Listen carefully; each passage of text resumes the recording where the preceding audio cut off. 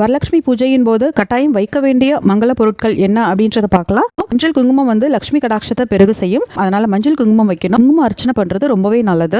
₹1 coin இல்ல ₹5 coin எதுவா இருந்தாலும் சரி, நம்ம 108 காயின்ல அர்ச்சனை பண்றதுமே ரொம்ப நல்லது. மஞ்சள் கிழங்கால நம்ம மாலை கட்டி சாத்தணும் அப்படின்னா சகல சௌபாகியங்களும் நமக்கு கிடைக்கும் அப்படின்றது ஒரு ஐதீகம். ஏலக்காய் வந்து மகாலட்சுமி தாயாருக்கு மிக உகந்தது. அதனால ஏலக்காய் வைக்கணும், பச்சை கற்பூரம் வைக்கணும், மஞ்சள் கலர்ல இருக்கிற சோழி வைக்கணும், கோமதி சக்கரம் நம்ம வைக்கிறது ரொம்பவே நல்லது. செல்வ வளத்தை பெருக்கும். தாமரை விதை வச்சு நம்ம லக்ஷ்மி அஷ்டோத்திர நாமாவளி சொல்லி அர்ச்சனை பண்றது ரொம்பவே விசேஷம். சிகப்பு குன்றின் மணி, கண் திருஷ்டி தோஷங்கள் எல்லாமே விலகும். சிட்டி காஜல், இது வந்து பச்சை கலர், மஞ்சள் கலர், சிகப்பு கலர்ல அவைலபிள். லட்சுமி தாயாரோட 108 போற்றி சொல்லி அர்ச்சனை பண்றது ரொம்பவே நல்லது. நம்ம மற்றவங்களுக்கு தாம்பலம் கொடுப்போம். அதே மாதிரி வரலட்சுமி தாயாருக்கு முன்னாடியும் ஒரு தாம்பல செட் வைக்கணும். வெத்தலை பாக்கு, வாழைப்பழம், நெய்வேத்தியம், இது எல்லாமே நம்ம வச்சு நிறைவா வரலட்சுமி தாயாரை வரவேற்கலாம். எல்லாருக்கும் வரலட்சுமி தாயாரோட அருள் கிடைக்கணும் அப்படின்னு சொல்லி இந்த பதிவு நிறைவு செஞ்சுக்கிறேன்.